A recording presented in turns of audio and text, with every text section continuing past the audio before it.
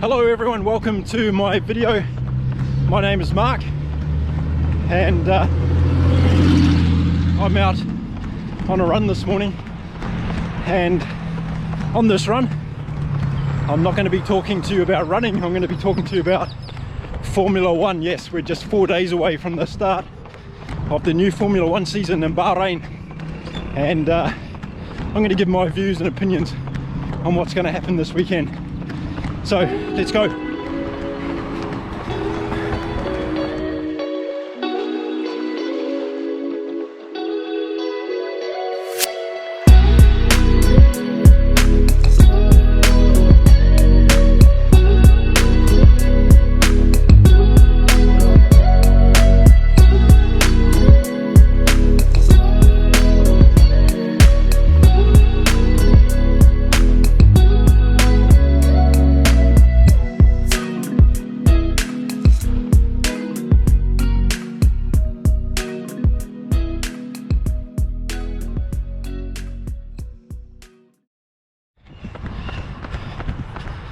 So I'm out training this morning for my up and coming 1,000 mile run through the UK. I'm doing that as an advocate for mental health in world sport. It's a challenge I've set myself, and it's part of the training block I'm doing to try and become a world champion ultra distance athlete at the age of 60. I'm only 58 now, so couple of years of training to go. That's what this channel is about, to show that age is no barrier in life, and I'm making all sorts of different content on things that I'm interested in, and proving that no matter how old you are, life doesn't have to stop. Wait for those cars. Okay, so Formula One. I'm excited about Formula One. I love the sport, been following it for years, been to many Grand Prix across the world, and super excited to see another new season upon us, I should say.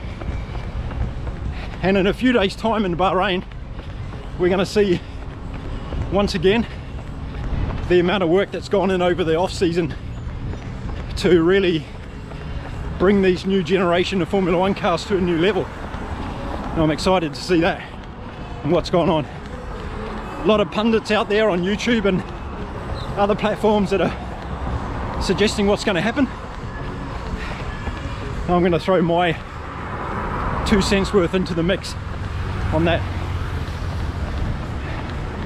So let's get into it. Now, the teams have had 3 days of testing this year. Last year they had 4 in Bahrain, and it's put the pressure on them a little bit more to get the development cycles done a little bit faster. Now, one thing we need to understand is that none of the cars who go into this race this weekend have showed their true colors and true potential yet. There's a lot of sandbagging going on, and if you're unfamiliar with the term of sandbagging, it's basically a lot of faking it, a lot of games, sportsmanship and that sort of stuff. So you can expect in this last week heading up to the race weekend that there's going to be a lot of development work, a lot of analysis of the data that was collected during testing that will be implemented next weekend during the qualifying and race weekend to make the cars go faster. So you can expect everybody along the grid, even our friends at Williams, to find a little bit more potential than we saw at testing. So that's the first thing we're going to see, and that's going to go on for every race this year, and it's going to happen at different paces for different teams. So the development race is just as important really as a lot of the other micro races that happen within the season. So what did we actually learn in Bahrain? Well, we learned that Mercedes have stuck to their car design for the most part from last year, and they've just tried to evolve that quite rapidly to unlock the potential that they believe's there. That's one thing we've seen. We've seen Ferrari do the same thing, sticking with what they had to a large degree last year and improving on that evolution. So yeah, I think Ferrari are a little bit disappointed, but trying to stay upbeat. So we'll see how they fare. Maybe their engine is able to run at higher modes this year with increased reliability, and that's going to make a big difference for them, I think, if they're able to pull that off. Then we can't go much further in this video without talking about Red Bull and the absolute genius that Adrian Newey is when it comes to designing Formula One cars. And while it takes a team effort, Newey just seems to be constantly ahead of everybody when it comes to interpretation, execution and sustainability of a Formula One championship car design. And he's done it again this year with the Red Bull RB19, looking phenomenal on track. And again, I still think they've got quite a bit to unleash before the first race this weekend, so we can expect to see that car getting even better, I think. So that's going to be scary for all of the competition. Okay, just coming up to my turnaround point here.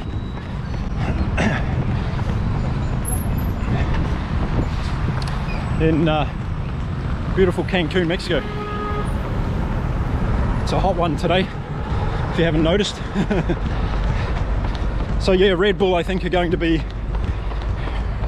really difficult to beat across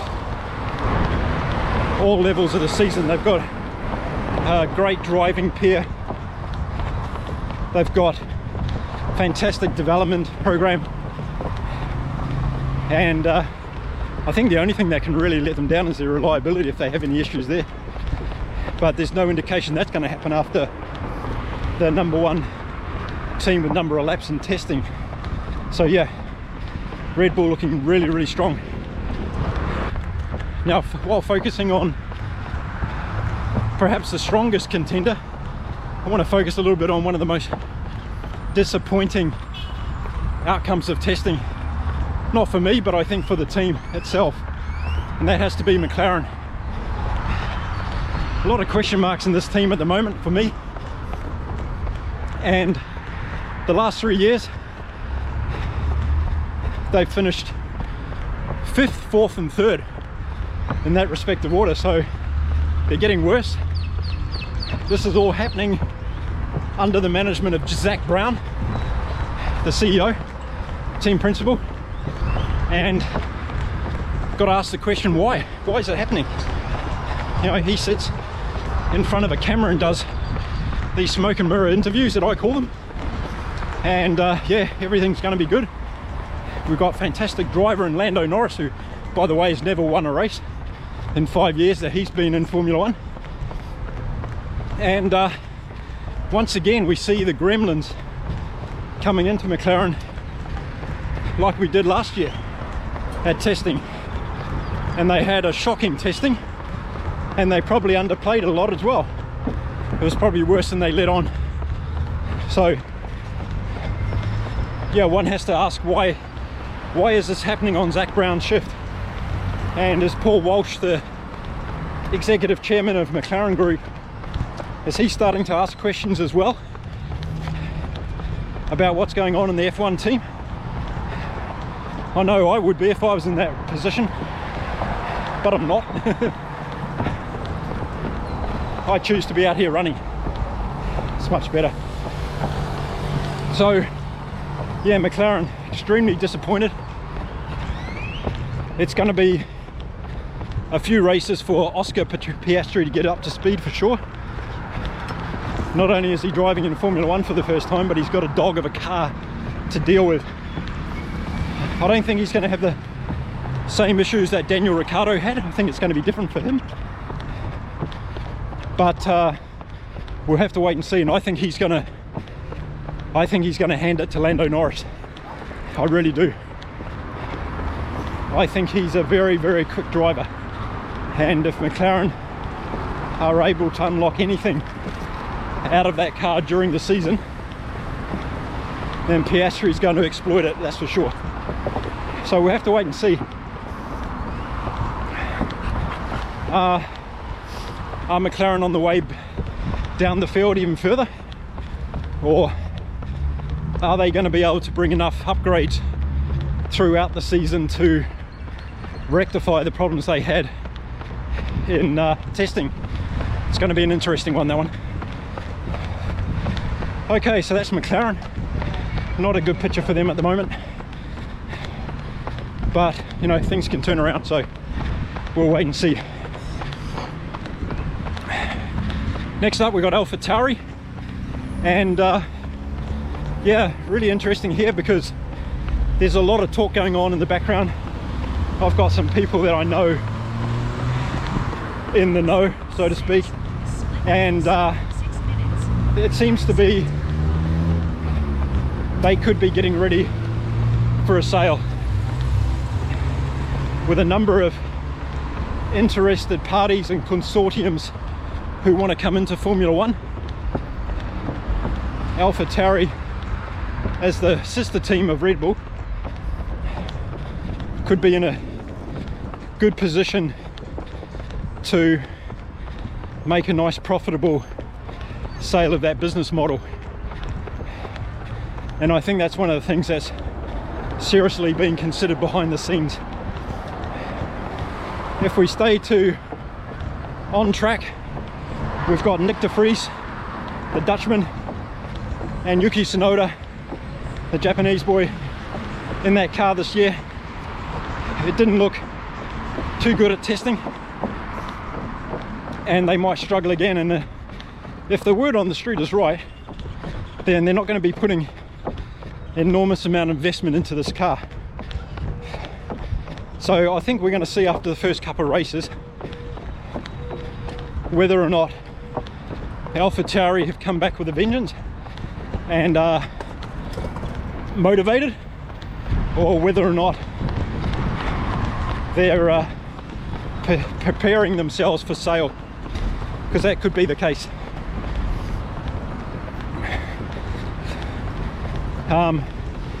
Yeah, I think they're going to be down the bottom of the midfield for sure, and probably struggling a little bit, so we'll see.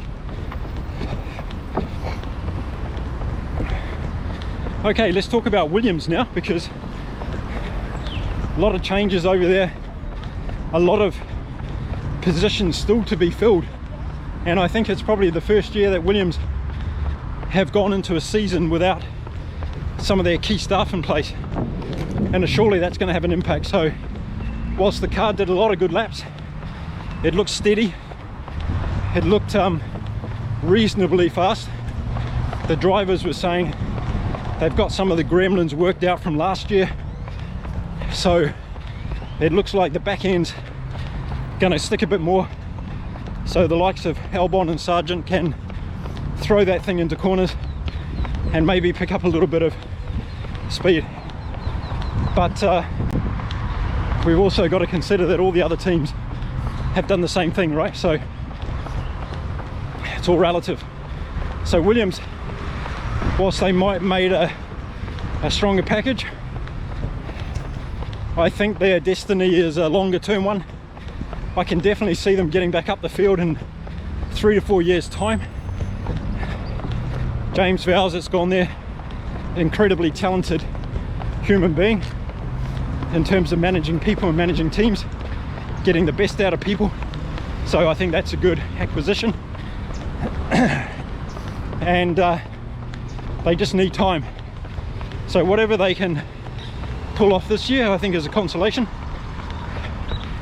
Give Sargent some running in Formula One, see how good the guy is.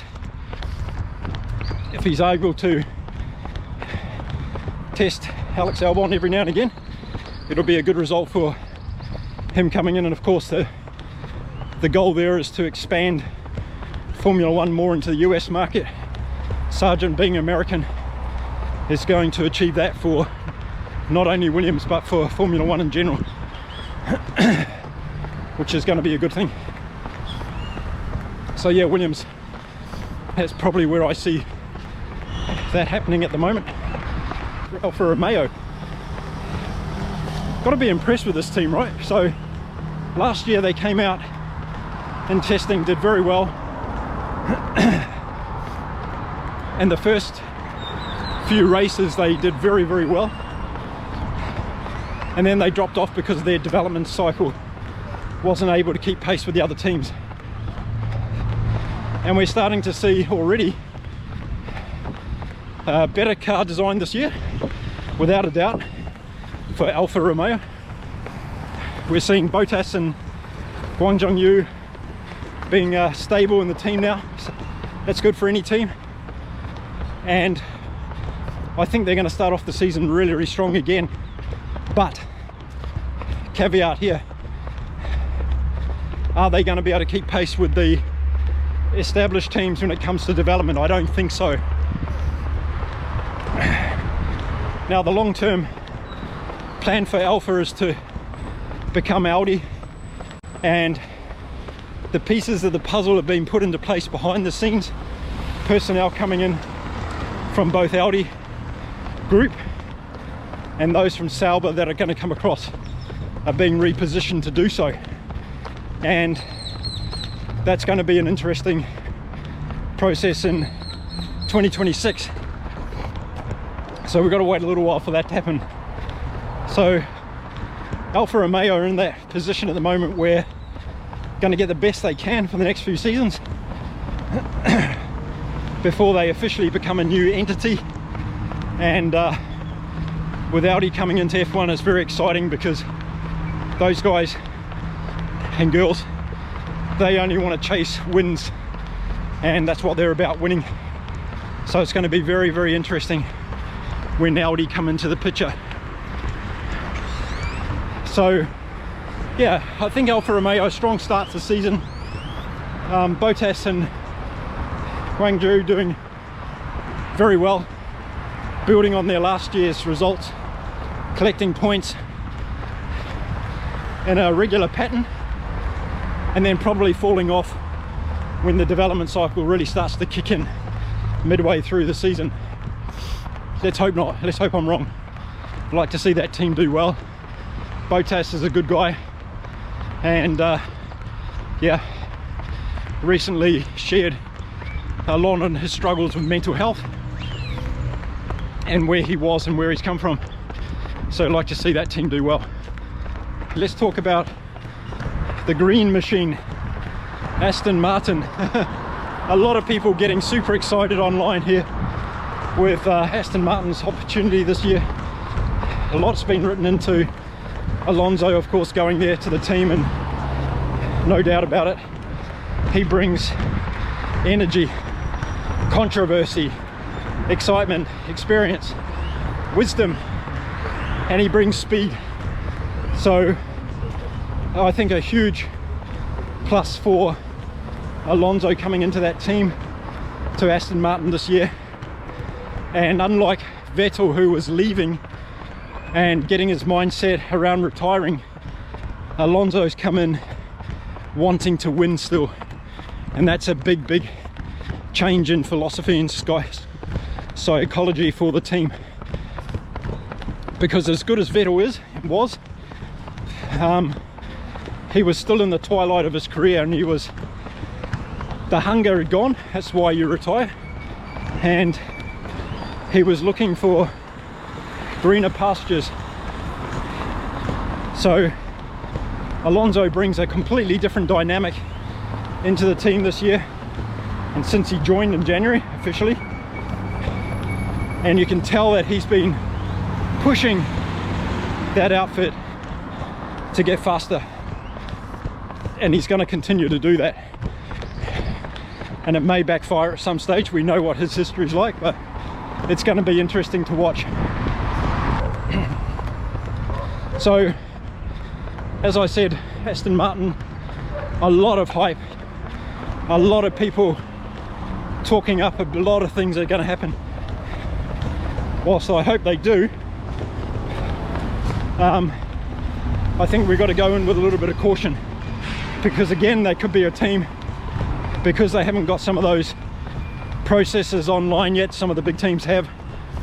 Their development cycle is going to be a little bit slower, so they might start off with a hiss and a roar, but a little bit like Alfa Romeo, are they going to be able to keep it going? Or conversely, are they going to be able to come strong second part of the season like they did last year? And that's the other thing that could happen at Aston Martin, is they could ramp up the development once they've got a good baseline for the car. And this is a new car for Aston Martin. This is a new design, this is a new philosophy, and they've got a lot of new things that they can bring to that, so very exciting. Let's see if Aston Martin can get to the tail of the leaders pack this year. My fear at this stage before the first race is we've got some really strong teams, and I think Alpine, who I'm going to talk about next, is one of those teams. I think they're one of the teams that was sandbagging during testing. I think they're going to come out very strong, and I think they're going to be the fourth quickest team to start off with, and I think they might even give Mercedes a hard time. So I just have a feeling they've got that car where they want it to. It's all going to be based on reliability for Alpine. Can they get both cars to the finish line using their full engine modes or close to it? That's going to be their challenge, I think. If they're able to do that, then they're going to open a lot of eyebrows, I think. So I think Aston Martin's first target has got to be Alpine. Ocon and Gasly, interesting driver combination, lots been talked about with their bad relationship, but come on, these guys are Formula 1 drivers. Once they get into their own cars, they're there for themselves as well as a team, and we've seen it over the years, haven't we, in Formula 1, whether it be Schumacher and Balacho or Schumacher and Massa. We've seen the rivalries, we've seen how that's played out sometimes, and that's part and parcel of Formula 1, isn't it? So we expect it. We're going to see it at Alpine, and yeah, expect that Zafnauer is going to be pulling those two guys aside at some stage during the season to have a hardcore chat about their on-track behaviour, let's say that way. So yeah, Alpine, big question mark for me. Could be really exciting and a massive success, or they could be the next McLaren and start going backwards. Mercedes, I touched on, I think a lot of sandbagging going on and testing. They're going to come out strong, but I don't think they're going to be able to match it with Red Bull. They might give Ferrari a hard time, so some people might not be expecting that, but I think Mercedes might give Ferrari a hard time in the beginning of the year once they get those things dialed in to that latest car. Okay, let's talk about Haas and Kevin Magnussen and Nico Hülkenberg. Must be smiling this year, because to me they're a great driver pairing. Hülkenberg has been one of the most unluckiest guys in Formula 1. He's an absolute superstar, I think, but he's just never had the machinery to prove it, and he's not going to have the machinery this year in Haas either, but he's going to be able to show, as he always does when he fills in for somebody, what he's got under the bonnet, and I think that Haas is going to have a good year. Car looks good. It looks solid for a midfield, strong midfield, regular point scoring team, and those two drivers I think are going to work really, really well together to bring the team to the next level. So I think Haas done a great move in getting Mick Schumacher, out of there, and bringing in Hulkenberg at a time where the team needs to start moving forward more. So I think it's really exciting for Haas this season. Had a solid testing, nothing exceptional but nothing bad. Both drivers saying the car's in a good baseline, which, let's face it, most teams said that. So can't read much into it, but I think that they're in a great position to score solid points and move themselves up the championship rankings this year. That's my tip on Haas. I think they're going to do really well, and who knows, we might see another incredible outcome for Magnussen or Hulkenberg like we saw in Brazil last year for Magnussen. Wouldn't it be good if Haas could get another pole position? Fantastic. That's what Formula One's all about for me. The underdog doing well. Yeah, I've covered all the teams, so let me know in the comments how you think the season's going to unfold. Do you agree with me on the likes of McLaren, Ferrari, how they're going to struggle? What about the development plans of Alfa Romeo, Aston Martin? Do you think that's going to be critical? Do you think Alpine's going to be a surprise package come the first couple of races? And what about the bottom end? Do you think AlphaTauri and Williams are going to fight out over the wooden spoon? Or perhaps you see McLaren dropping all the way down? It's going to be interesting, isn't it? Come Friday in Bahrain. So there we go. That's my recap for the preview, if you like. Recap of testing, preview for the new Formula One season, starting in Bahrain this coming weekend. Just 3 days time, and it's all very exciting. So tell me what you think, and if you want to follow this old guy along on his journey, where I'm showing age is no barrier to life, whether it be running ultra distance marathons or talking about sport, traveling around the world, seeing different countries, living in different countries.